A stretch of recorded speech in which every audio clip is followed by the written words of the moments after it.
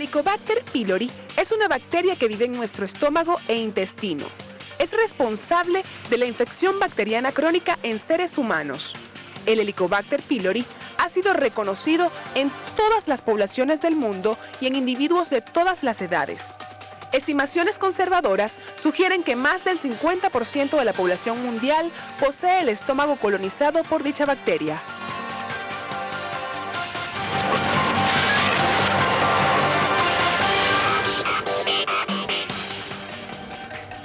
Cuando son exactamente las 8:32 minutos de la mañana, nosotros acá en Soluciones les damos la bienvenida a nuestro programa. El día de hoy retomamos los programas en vivo, iniciamos el 2017 deseándoles por supuesto un feliz año a toda Venezuela, por supuesto a todos nuestros televidentes, que este año esté lleno de bendiciones para todos ustedes, que sea un año próspero, un año productivo, un año bueno para nuestro país. A pesar de las circunstancias, pues aquí estamos todos trabajando, todo el equipo técnico, iniciando este nuevo año con muy buen pie. Y justamente vamos a hablar de la Helicobacter pylori, esta bacteria que pues muchos venezolanos la padecen. ¿Sabe usted qué cuidados debe tener si padece esta bacteria? ¿Sabe qué debe comer, qué no puede comer, qué debe evitar? Pues todo esto lo vamos a estar respondiendo en tan solo minutos acá en Soluciones. Sobre todo cuando se viene de un mes de las Navidades, cuando se come muchísimo, puede ser también que hayan esos riesgos de padecer la Helicobacter pylori. Todo esto lo vamos a estar respondiendo con nuestros invitados el día de hoy. Recuerden que pueden participar a través de nuestras redes sociales. En Twitter y en Instagram somos @solutionsgb. También pueden enviar sus mensajes a través de mi cuenta en Twitter, @hmolina_gb. El día de hoy estaremos utilizando la etiqueta numeral Soluciones Bacteria. Acompañen todos sus comentarios, sus preguntas y sus recomendaciones con esta etiqueta numeral Soluciones Bacterias. Ya regresamos.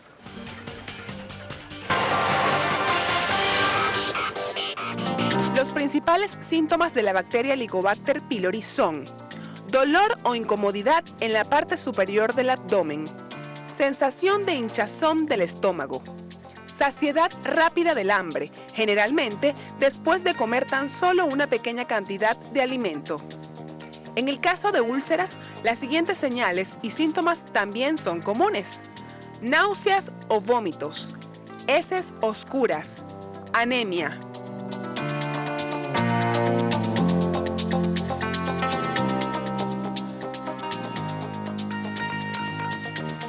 Helicobacter pylori es el tema que estaremos tratando. Esta bacteria, ¿qué es? ¿Cuáles son sus síntomas? ¿Qué la transmite? Pues todo esto nos lo va a estar respondiendo nuestros invitados del día de hoy. Carmen Esther López, gastroenterólogo pediatra, y también José Di Giorgio, gastroenterólogo. Bienvenidos, gracias por acompañarnos el día de hoy acá en Soluciones para hablar de este tema tan interesante y que pareciera muy común. Buenos días, muchas gracias por esta invitación.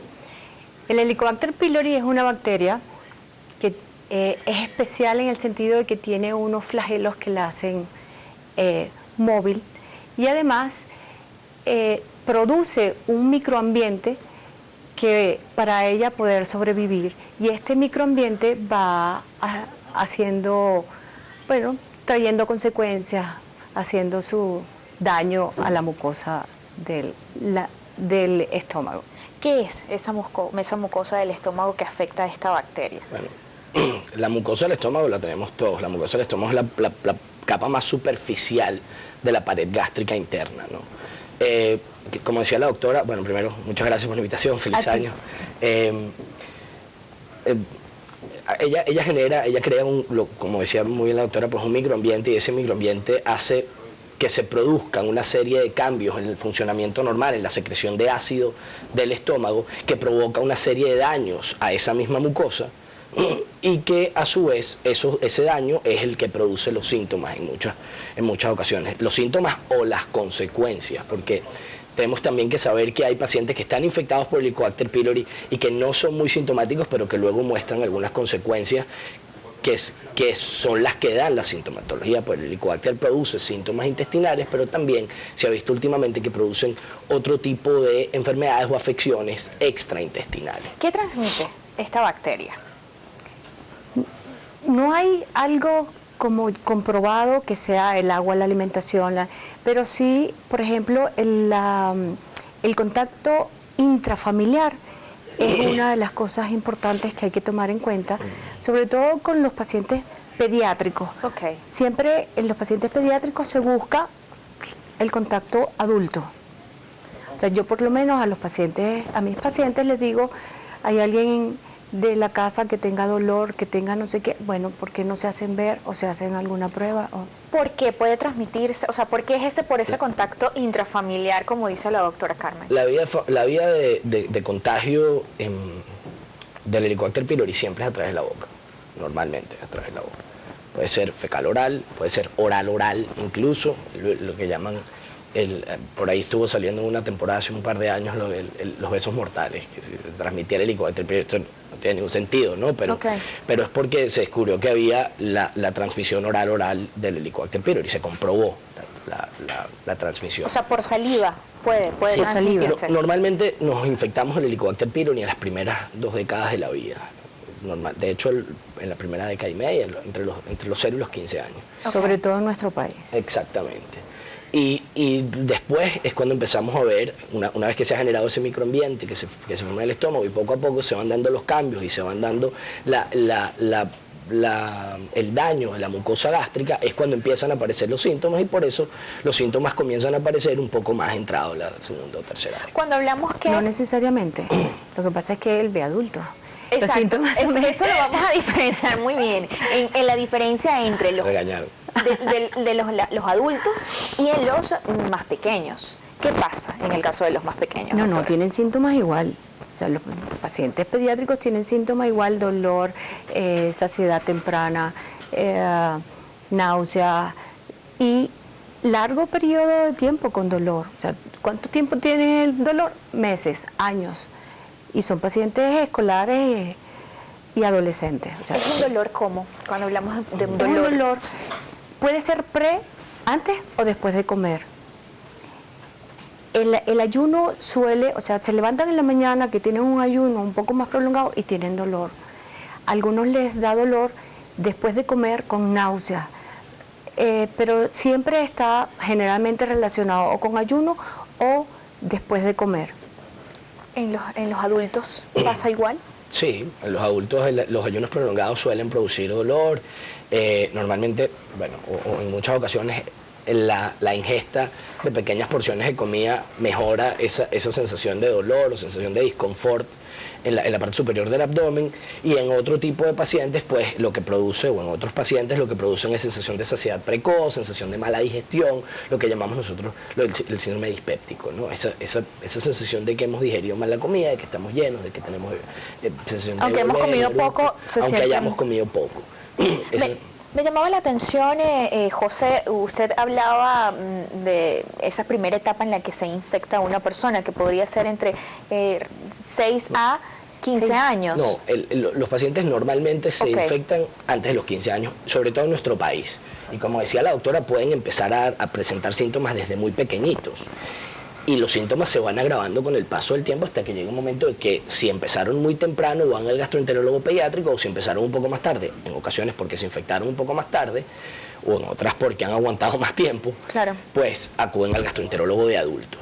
Y entonces está en nosotros pensar en el Helicobacter, descartar su presencia y pues tratar o no tratar, pues normalmente tratamos. Me llama la atención que ustedes dicen en nuestro país inicia o la mayoría de los casos se infectan antes de los 15 años. ¿Por qué? Porque en los países en vías de desarrollo la infección es a más temprana edad. Y se han hecho estudios epidemiológicos aquí en Venezuela y en poblaciones rurales como El Clavo, y la infección, el estudio comprendió entre 5 y 12 años, pero la infección estaba como en el 56%. Hay otros estudios que son un poquito más. Este del Clavo fue 66.66%, casi un 70% de la población que ellos estudiaron pediátrica estaba infectada. ¿Cuáles son esos síntomas más comunes, además del dolor? Sí, doctora. Tiene mucho que ver con la higiene y todas las condiciones de sanidad.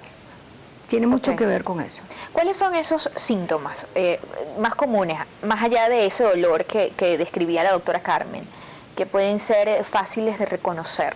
Bueno, lo que hablábamos antes, aparte del dolor, esa sensación de disconfort, la sensación de mal digestión, la sensación de eructos constantes.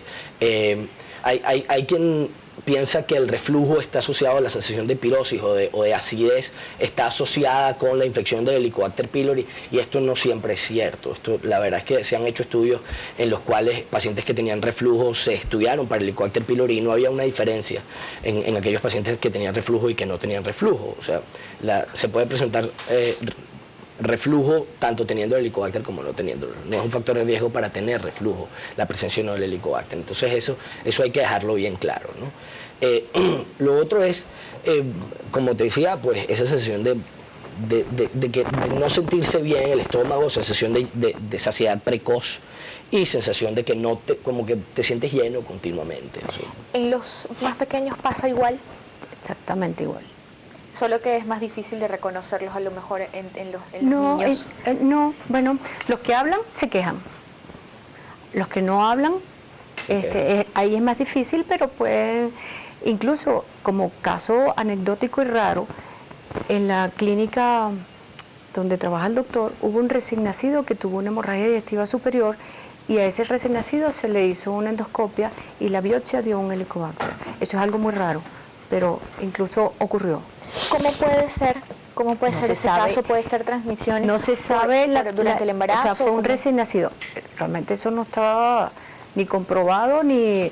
es muy raro. Es una cosa anecdótica, pero sin embargo se ha visto. Entonces, por eso te digo, este recién nacido no pudo haber tenido un contacto con la madre de mucho tiempo, porque era un recién nacido. Entonces, es muy raro, pero salía en la biopsia. ¿Es un mito que pueda ser además a través de los alimentos o de ciertos alimentos la transmisión? A ver, si el agua con la que lavas los alimentos está contaminada por Helicobacter pylori porque hay una mala trata de aguas, te puedes infectar con los alimentos. O sea, cualquier cosa que tú tragues que esté contaminado con Helicobacter pylori te lo va a producir. Si el agua que se usa para el riego o el agua con la que lavaste los alimentos no lo secaste bien o son alimentos crudos que comes en ensalada, pues evidentemente te puedes contagiar el Helicobacter pylori. O sea, cualquier cosa que esté contaminada con el Helicobacter pylori que tú ingieras, eso te puede llevar a una transmisión. Por eso en países en vez de desarrollo donde las condiciones de salubridad no son las adecuadas, pues evidentemente hay mayor tasa de infección, mayor incidencia del Helicobacter pylori. En la próxima parte vamos a seguir ahondando más sobre este tema y cuál es el tratamiento que debe hacer una persona que ya padezca esta bacteria, cuáles son esas prevenciones que debemos tener. Todo esto en la próxima parte acá en Soluciones. Recuerden que pueden participar a través de nuestra cuenta en Twitter @SolucionesGB, también a través de mi cuenta en Twitter @hmolina_gb. El día de hoy estamos utilizando la etiqueta numeral Soluciones Bacteria. Ya regresamos. La transmisión de la bacteria Helicobacter pylori puede ocurrir de una persona contaminada a una persona sana por medio del contacto con vómitos o heces. En el caso de las heces, generalmente a través del agua o alimentos contaminados.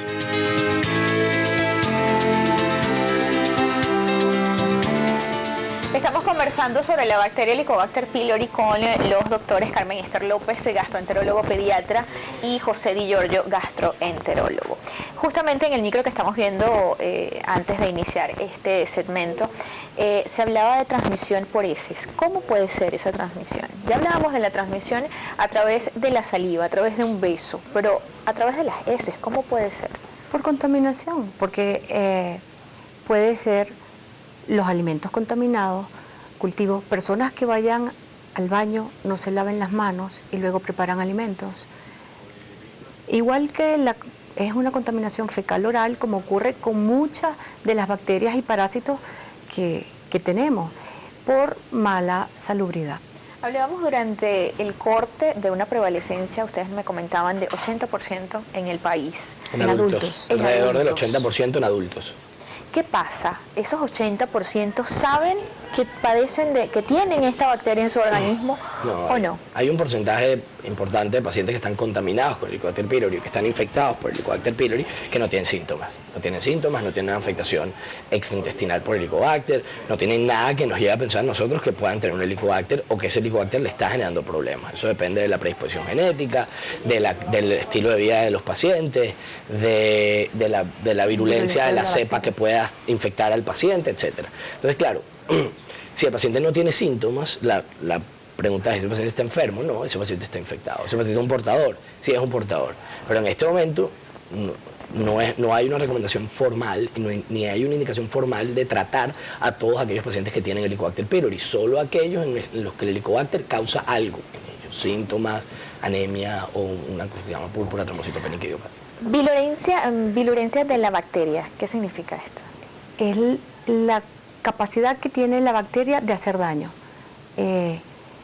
Dependiendo de la cepa, hay cepas que son más virulentas, o sea, que hacen más daño y que producen mayor síntoma y mayores consecuencias. ¿Qué alimentos es más común que haya cualquier tipo, no hay alguna diferencia en alguno? ¿Cómo es el tratamiento, doctora? El tratamiento es un tratamiento en pediatría triple, inicialmente. Lo que yo hago es que le pongo un tratamiento triple. Inicialmente es un tratamiento fuerte para los pacientes pediátricos porque consta de 2 antibióticos y un inhibidor de bomba, que es lo que las personas llaman protector gástrico. Este tratamiento es por 14 días, porque se ha comprobado que si lo prolongas 14 días tiene mayor efecto que si, porque hay varios esquemas, 10, 12, 14, secuencial.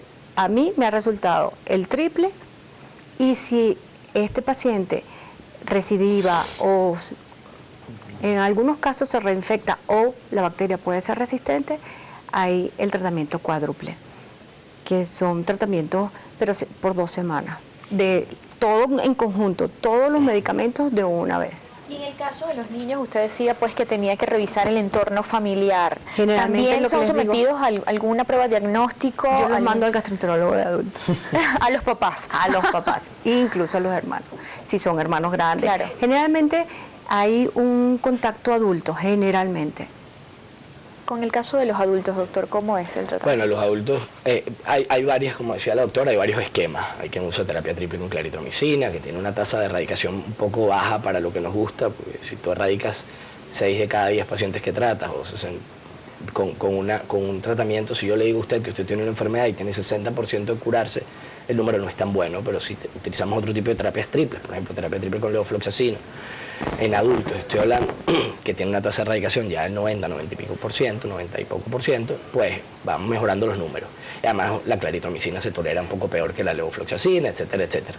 Entonces, bueno, a mí, por ejemplo, mi tratamiento de entrada es una terapia triple con levofloxacina, pero hay muchas terapias, terapia secuencial, terapia cuádruple, y eso se va a hacer en relación a si el paciente erradica o no erradica. Uno hace una comprobación de la erradicación después de que ha dado tratamiento, y si el paciente está erradicado y ha mejorado los síntomas y todo está bien, pues buenísimo, y si no, pues vamos con otros tratamientos un poco más engorrosos, un poco más molestos, un poco que peguen un poco más en el estómago, menos, donde la adherencia del paciente a la terapia es un poco más baja, pero son pacientes muy seleccionados, pues son solo los pacientes que no erradican con la terapia inicial. ¿Y hay una diferencia en cuanto a las edades? Vamos a hablar del caso de adultos, una persona de la tercera edad o una persona más joven, para el tema de los tratamientos que deban Bueno, en realidad yo diría que no. Yo diría básicamente los pacientes que son alérgicos a la fluoroquinolona no se les da levofloxacina, los pacientes que son alérgicos a la penicilina, otro de los antibióticos que se utiliza es la amoxicilina, entonces uno debe tener cuidado con eso. Entonces uno utiliza otros antibióticos, en esos pacientes uno utiliza otras terapias para pacientes que son alérgicos a la penicilina o pacientes que son alérgicos a la fluoroquinolona, etcétera, etcétera, ¿no? Pero es más condiciones especiales del paciente que realmente por grupos etarios. Ahora, en el caso de los pacientes pediátricos, eso queda un poco a discriminación del gastropediatra que le da el tratamiento, ¿no? ¿Cómo se diagnostica, doctora? Hay varias pruebas. Las pruebas, para un estudio epidemiológico es que se utiliza la prueba que es anticuerpo en sangre. Y eso no solamente te dice que hubo contacto con la bacteria en algún momento, pero no te dice ni que está la bacteria ni es criterio para tratar, porque hay muchos médicos que tratan con la prueba en sangre nada más, no es criterio para tratar. Entonces esta se usa más que todo para estudios epidemiológicos de población, como lo que te decíamos para saber sí, quiénes o cuántas personas o qué porcentaje ha estado en contacto con la bacteria. Hay otras pruebas en aliento, hay pruebas, la biopsia de la mucosa gástrica es como que el gold estándar, es como la prueba diagnóstica. También se hacen cultivos de la bacteria, sobre todo en caso de resistencia, cuando hay resistencia al tratamiento. ¿Y es el mismo procedimiento en el caso de adultos? Sí, bueno, nosotros tenemos, normalmente las pruebas las dividimos en dos tipos de pruebas, ¿no? Las pruebas invasivas y las no invasivas. Las pruebas invasivas son aquellas en las que tú tomas una muestra del cuerpo, digamos, una biopsia para hacer una biopsia, y en el caso que decía la doctora, para hacer cultivos, sobre todo en caso de pacientes que has tratado una y otra vez y el paciente o no está tomando bien el tratamiento, que normalmente es lo más frecuente, o tiene una cepa que es resistente. O hacemos una cosa que se llama un test de ureasa, un test rápido o ultra rápido, que son esos, los pacientes probablemente estarán preguntando, que cuando toman una muestra la ponen en una capsulita o en un tubito y ese tubito cambia de color. Luego están las pruebas de sangre, que son que te determina si has estado en contacto, o incluso ahora hay unas un poco mejoradas.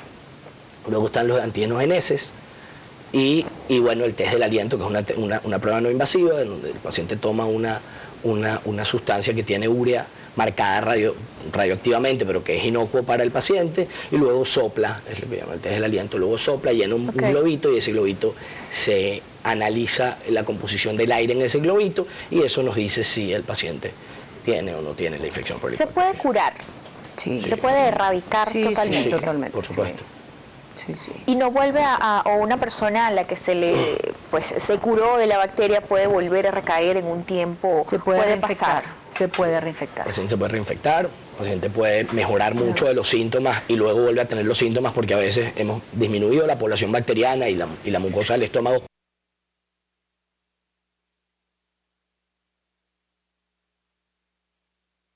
Una vez tratada. ¿Esta bacteria puede estar asociada a otras enfermedades del estómago? ¿Puede tener alguna otra consecuencia? ¿Cuáles pueden ser? Y se ve más en adultos, que es el linfoma. El linfoma Malte. ¿Qué es? El linfoma Malte es la migración de unas células, digamos, de defensa de linfocitos B, a una particularidad de tipos de linfocitos que se dan como respuesta del cuerpo a la infección por Helicobacter pylori, y esas células empiezan a crecer indiscriminadamente en las capas más profundas del estómago y se comportan como un linfoma, como un cáncer. El tratamiento de este linfoma también salió hace algunos años que el cáncer cáncer gástrico se podía curar con antibióticos, y eso es porque erradicando el Helicobacter pylori hay una muy alta tasa de linfomas del manto que revierten por completo y que no hay que dar ningún otro tipo de tratamientos. Una vez que se erradica la noxa, que es la que produce la respuesta monoclonal de los linfocitos, entonces ahí es donde se revierte esta afectación y bueno, el paciente se cura por completo una vez que hemos erradicado el Helicobacter. Hay otras enfermedades que también se ven en adultos, la anemia. La sola presencia del Helicobacter pylori puede justificar la anemia, aunque el paciente no tenga sangrado, no tenga úlceras gástricas, que es una de las consecuencias a largo y mediano plazo de la infección por el Helicobacter pylori. Lo vemos bastante frecuente, en la población pediátrica también se ve. Sí. Lo otro es la púrpura trombocitópenica idiopática, es una enfermedad extraintestinal que es causada o que está relacionada con la presencia del Helicobacter pylori, y que a veces con la erradicación del Helicobacter pylori revierte o se controla de una manera mucho más eficiente. Incluso urticaria. En pacientes pediátricos, urticaria se ha visto que no responden al tratamiento que le ponen antialérgico y le ponen tratamiento para Helicobacter pylori y responde al tratamiento. ¿Y puede haber consecuencias como un cáncer en pequeños, en menores de edad? Es muy raro porque es una infección crónica que va haciendo que se desarrolle esa alteración en el sistema inmunológico para que aparezca el maltoma. Vamos a hacer otra pausa acá en Soluciones. Los invitamos a que participen a través de nuestra cuenta en Twitter y en Instagram, @SolucionesGB. También a través de mi cuenta en Twitter, @hmolina_gb. El día de hoy estamos utilizando la etiqueta numeral Soluciones Bacteria. Recuerden que sus comentarios, sus preguntas deben acompañarlos con esta etiqueta numeral Soluciones Bacterias. En la próxima parte vamos a estar revisando sus comentarios y sus preguntas a través de nuestra cuenta en Twitter. Ya regresamos, no se aparten.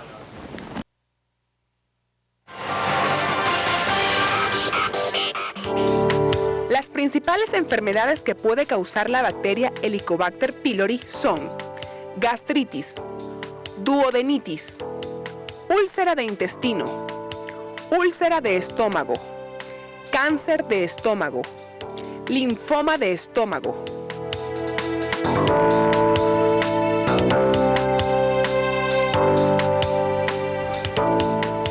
Continuamos acá en Soluciones conversando sobre la Helicobacter pylori.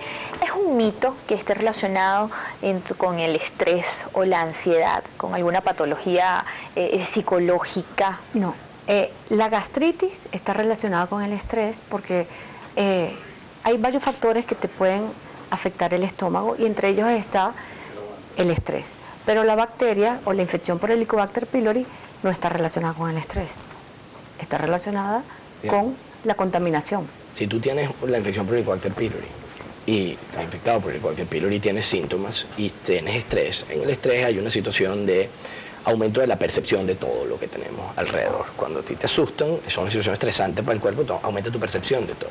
Cuando tú vives en una situación de susto perenne, en donde tu percepción de tu entorno está aumentada todo el tiempo. Y no solamente es la percepción de tu entorno, es la percepción interna del cuerpo. Y en ese momento, pues, evidentemente el cuerpo percibe más los síntomas que un paciente que está en una situación de relajación, que está tranquilo, que no está sometido a estrés. Entonces, evidentemente, hay un aumento de la percepción de los síntomas, hay un aumento de la sintomatología en situaciones de estrés, pero no quiere decir que, como dijo muy bien la doctora, pues, que la infección esté relacionada al estrés. Eso no.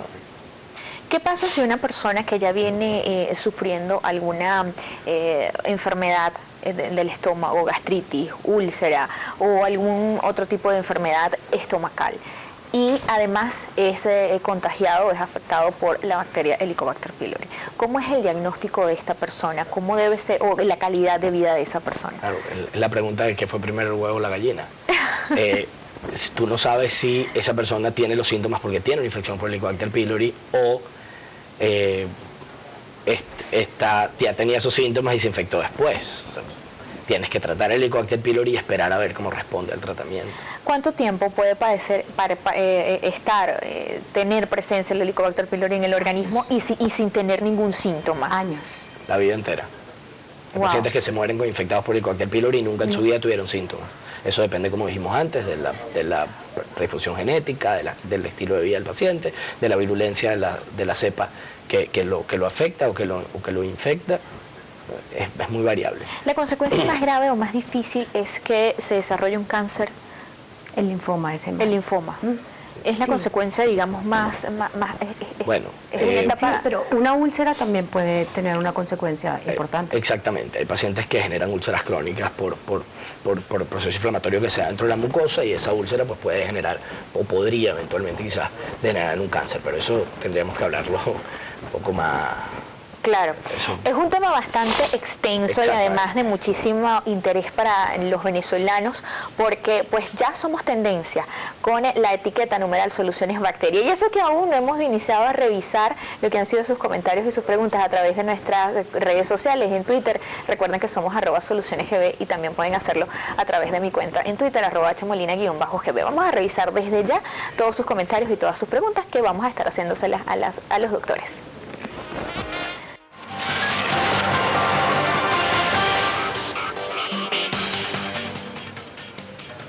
Muchos mitos en torno a esta bacteria. De hecho, uno de ellos, Aldea El Molino, nos pregunta, ¿es un mito que la creolina la cura? Yo soy incapaz de mandar creolina a un paciente. Y yo también, yo no quiero averiguarlo. No lo sé y no conozco ningún trabajo de investigación serio que diga que ni serio ni no serio, que diga que la creolina es locura. De todas maneras, yo no le recomendaría a nadie que tomara creolina. Hay otros tratamientos menos malucos. No, Seguro. No lo he probado ni lo probaré. No. Es que ya de solo leerlo, wow. Hay otra persona, Dianice Escalona, dice, ¿se puede sustituir claritromicina por otro antibiótico debido a su escasez en el mercado o su alto costo? No solo por el alto costo, de hecho no hay en el mercado ahora mismo en el país. Sí, claro, se puede sustituir porque tenemos que buscar alternativas. Y justamente este tuit nos da pie para conversar con ustedes sobre el tratamiento ante la situación de medicamentos en el país. ¿Qué están haciendo ustedes? O sea, ¿cuál ha sido su experiencia en los últimos meses, en este año que acaba de culminar, en torno a esas recomendaciones para los pacientes, a ese tratamiento que deben tomar? Lamentablemente el tratamiento del Helicobacter pylori hay varios esquemas, ¿no? Sin embargo, en este momento, de todos los esquemas hay algo que falta. En la terapia triple con levofloxacina, pues también es difícil conseguir la levofloxacina, la que se consigue es costosa. En las terapias con bismuto, el bismuto está complicado también de conseguir. Entonces, uno, lamentablemente, lo que le tiene que decir al paciente es, este es el tratamiento y tiene que tomarlo junto, así como dice ahí, cuando lo consiga todo. No es tome uno primero, tome el otro después y vamos acomodando, doctor, y si no consigo eso, uno no le puede indicar al paciente un tratamiento para el dolor de cabeza cuando lo que le duele es la barriga, porque lo que se consigue es tratamiento para el dolor de cabeza. Uno lamentablemente tiene que indicar el tratamiento para el dolor de barriga. Y si el paciente lo consigue, pues mejorará, y lamentablemente es una realidad de la que no nos escapamos ninguno de nosotros. Claro. Después evidentemente el comentario es, ese doctor me puso un tratamiento que no me sirvió, perfecto. No. Claro que no le sirvió. O que no se consigue. O que no me funcionó, bueno, pues yo le puse el tratamiento de lo que había, aunque no le sirva. Eso no es así, uno debe indicar el tratamiento que está indicado, y no el tratamiento que... Los tratamientos y los medicamentos no se generan y no se crean para que los países estén en escasez. Los medicamentos se crean para las enfermedades y uno debe indicar el tratamiento que corresponde a cada una de las enfermedades o a cada uno de los síntomas o a cada una de las cosas que afectan a los pacientes. Entonces, lamentablemente a veces estamos un poco maniatados en esto. Doctora Carmen, en su caso, en su consultorio, ¿cómo es la situación? Sí, igual, exactamente igual. No hay diferencia porque el tratamiento sigue siendo... Hay medicamentos que se usan en adultos que no se usan en la población pediátrica, pero sin embargo el tratamiento más estándar, igual, de cualquier esquema falta algo o te es muy difícil conseguirlo porque hay un medicamento, pero sin embargo yo le digo a los pacientes, búscalo, que tengo otro paciente que lo consiguió, tú lo puedes conseguir. Entonces, bueno, así ha ido. Pero no está fácil, no les es fácil. Me imagino, y además esto es en todas las especialidades que está la misma circunstancia. Esperemos que en este año 2017 las cosas mejoren en cuanto a la salud en nuestro país. Magallanero 100% dice, ¿cómo se alimenta dicha bacteria? Uy. ¿Cómo puede ser?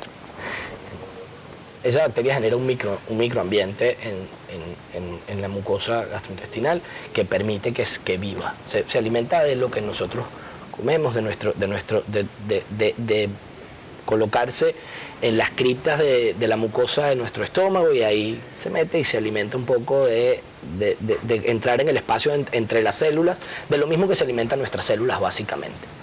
Ella produce una enzima, y esa enzima hace que se produzca urea, y esa urea va lesionando esa pared del estómago y creando ese microambiente para poder vivir. Otra persona, Ana Antonieta Girón, dice, buenos días, ¿qué pasa si ya que la persona que fue infectada y no ha tenido más control durante 3 años? ¿Qué pasa con una persona que padece la Helicobacter pylori o la padeció y no ha tenido control en 3 años? La pregunta es, si ese paciente sigue teniendo síntomas, evidentemente yo iría a una comprobación de la erradicación de la bacteria, y si sigue infectado, se reinfectó o lo que sea, pues se le indica otro tratamiento. Si ese paciente no tiene más síntomas, yo no veo ninguna indicación para ir a buscar la bacteria otra vez. Claro. Kimberly Vera dice, buen día, tengo la bacteria desde hace tiempo, ¿se puede reproducir así haya tomado todos mis tratamientos? Pudo haber sido resistente, como decíamos antes.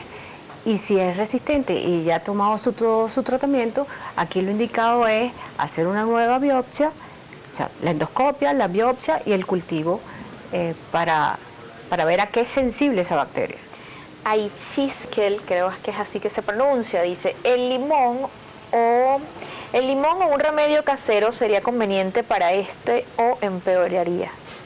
Yo no sé si va a empeorar, pero definitivamente, como le digo, acuda a su gastroenterólogo, acuda al médico, hay muchas terapias que le podemos indicar y realmente ponernos a buscar remedios caseros para erradicar el Helicobacter pylori, yo les digo, en mi experiencia, no es la mejor opción. ¿Qué alimentos se pueden consumir? Nos pregunta Aldea El Molino. Bueno, los alimentos son todos los que no te van a producir aumento de esos síntomas que tienes. Entonces, menos grasas, menos frituras, menos cítricos, menos gaseosas, esas cosas que pueden empeorar todos los síntomas de una gastritis. El chocolate, el tabaco, sí, también y contribuye mucho el café a presentar síntomas relacionados, síntomas dispépticos en general.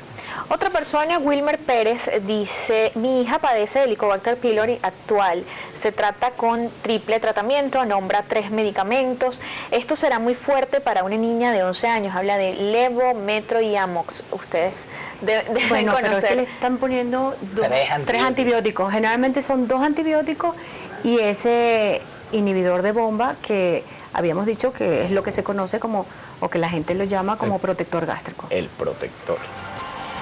Hay otra persona por acá que también nos comentaba, vamos a hacer un corte y yo voy a seguir buscando porque hay muchísimos preguntas, muchísimos comentarios en nuestra cuenta en Twitter en torno a esta bacteria Helicobacter pylori, que es el tema que estamos tratando el día de hoy. En la próxima parte, recomendaciones y seguiremos revisando la cuenta en Twitter para seguir respondiendo. Los doctores van a seguir respondiendo sobre esas preguntas que ustedes nos están haciendo. Muchísimas gracias desde ya por su participación. No se apartan que ya regresamos con mucho más.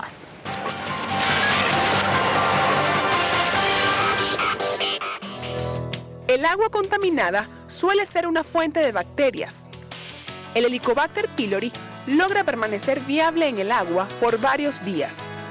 En los países sin saneamiento básico universal, la mayoría de los niños son infectados antes de los 10 años y la presencia en la población adulta llega a ser mayor de un 80%.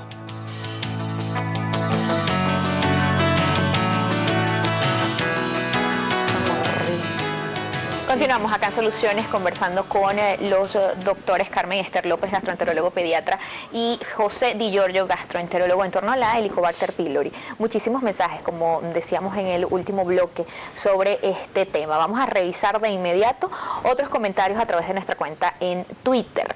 Miguel Rodríguez nos comenta, ¿qué tanto puede afectar una bacteria de este tipo? Están hablando con una persona con VIH.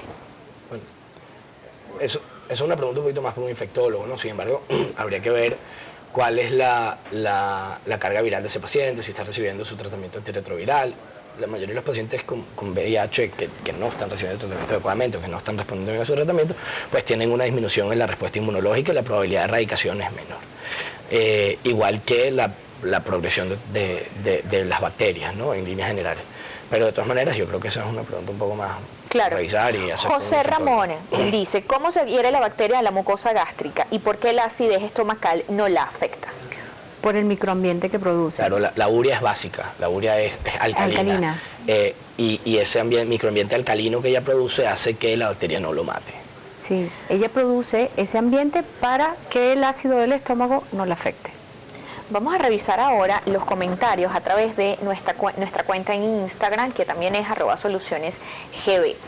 Hay una persona que nos pregunta, Dexy Rojas, buen día, desde Chiguara, Estado Mérida, ¿el Solpac cura esta enfermedad? ¿Qué es el Solpac? Comencemos por allí.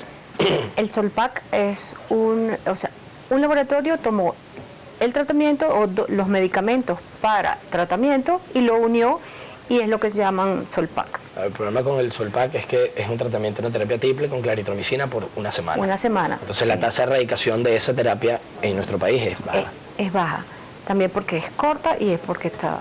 Y porque es con claritromicina. Hay otra persona, Creación Netami, dice, buenos días, mi esposo padece de esta bacteria y el protector gástrico es su día a día para calmar los dolores. ¿Es recomendable? ¿Cuáles son las secuelas? Oye, lo que es recomendable es que si está infectado por la bacteria de la erradique, que vaya algún gastroenterólogo que le indique un tratamiento para la erradicación del Helicobacter, y si se lo erradican, pues evidentemente deberían mejorar los síntomas si están relacionados con el Helicobacter pylori. En los tratamientos crónicos con inhibidores de bomba de protones en hombres, las consecuencias son muy pocas, las consecuencias demostradas. En mujeres, bueno, han asociado con el tema de la osteoporosis, la osteopenia, etcétera. Pero bueno, el tratamiento crónico con IBPs no tiene mayor repercusión. Bueno, también hay SIBO, síndrome de sobrecrecimiento bacteriano, etcétera. Claro. Pero bueno, en líneas generales, la recomendación es que vaya a un tratamiento erradicador y resuelva su problema. Y hay que ir al médico, claro, definitivamente. Hay otra persona, DHD 197964. Dice, ¿cómo sería el tratamiento para un paciente lactante, doctora Carmen? No difiere. Igual, son 2 antibióticos, igual es muy raro que un lactante tenga o se detecte, se le haga una endoscopia. Generalmente tiene que ser un hallazgo casual, porque el lactante no se queja. Es probable que esa endoscopia se le hizo por otra causa y entonces se ve alguna alteración en la mucosa y se tome la biopsia, pero no es lo más frecuente. Aquí hay un piropo para usted, yo no voy a dejar de decirlo. Diose Paredes dice, doctora Carmen Ester, excelente gastroenterólogo, pediatra, mi hija sufría de Helicobacter pylori y la curó, saludos. Así que aquí leemos todo en nuestra cuenta en Instagram. Hay otra persona que dice, Bárbara Serrano 19, quería saber si tengo esta bacteria activa, puede atacar mi piel. Fui al alergólogo y me comentó, puede atacar mi piel. Fui al alergólogo y me comentó esto, no me han entregado los resultados del laboratorio. Puede todavía producir urticaria, era lo que decíamos anteriormente. Claro. Esto también pasa en los adultos, pasa en los más pequeños, bueno, o sea, es común en los dos casos. Común no es, definitivamente en adultos, que tenga síntomas cutáneos o manifestaciones cutáneas de infección por Helicobacter pylori, pero... Se ha planteado también que es tan frecuente la infección que cualquier cosa que te dé, a lo mejor lo relacionan con el Helicobacter, y no siendo así. Pero sin embargo, sí, hay casos de urticaria que hasta que no trates el Helicobacter, no cede la urticaria. Franz Palacio 17, quería saber qué puede comer y no comer teniendo esta enfermedad. ¿Qué puede comer uno, dice, teniendo esta enfermedad? ¿Qué se puede y qué no puede? Básicamente puede comer cualquier cosa que no le caiga mal. Si el paciente hay algo específico que entiende que no tolera bien, pues eso debe excluirlo de su dieta. Normalmente son grasas, frituras, cítricos, embutidos, alimentos muy procesados, especias muy fuertes, chocolate, las gaseosas, el tabaco y el café están muy relacionados con los síntomas, pero bueno, si él nota que hay algo que evidentemente le desencadene más, las harinas, pues claro, no lo coma. ¿Y qué puede comer? ¿Cuál es esa dieta recomendable? ¿Cómo debe ser? ¿Baja en grasa? ¿Con menos sal? ¿Más azúcar? O sea, ¿cómo debe ser? No tiene nada que ver, pero la grasa sí. La grasa aumenta los síntomas. Las salsas aumentan los síntomas. Pero eso lo va viendo. Hay otra persona que nos pregunta por acá, Epoch 21. Buenos días. Mi esposo sufre de mucha acidez. ¿Tendrá algo que ver con este tema? Bueno, ya lo dijimos al principio. Normalmente la pirosis o enfermedad por reflujo no está relacionada con la presencia de un Helicobacter pylori.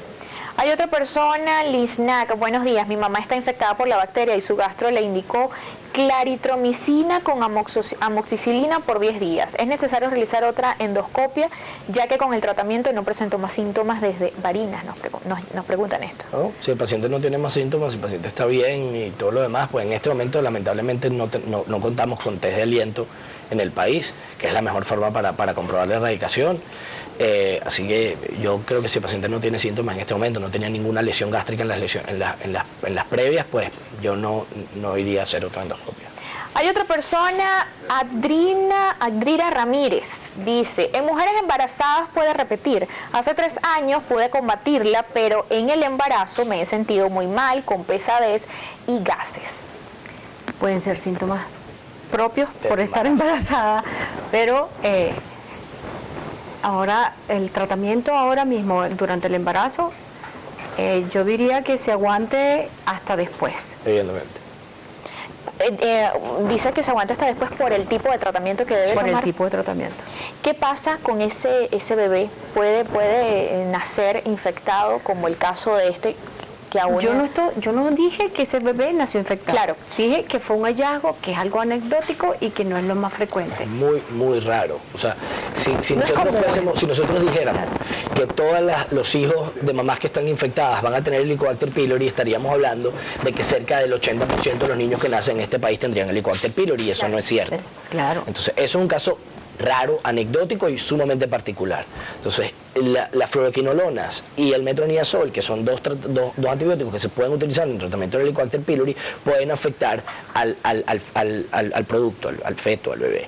Entonces, por eso preferimos retrasar el inicio del tratamiento para el Helicobacter pylori hasta después del parto.